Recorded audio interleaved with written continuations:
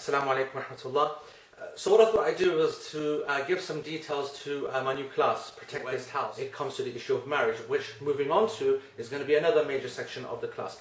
The rights, the marital relations rather, between husband and wife, and the rights of the husband upon the wife and vice versa.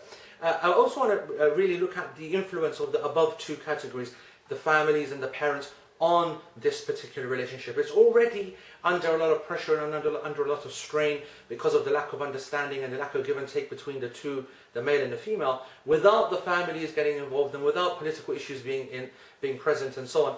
So there's many challenges on that front. I want to try and identify some of the causes for marital problems and those who want to think about divorce and going towards that. We're going to study a book as well within this chapter of the course. It's the book of character by al-Bukhari, who covers this issue in a very beautiful way, and I want to share some of his wisdom and his quotes from the early Sahaba and the Tabi'een.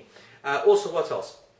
We're going to be, on the issue of divorce, we're going to be identifying, according to some recent studies, some of the main causes.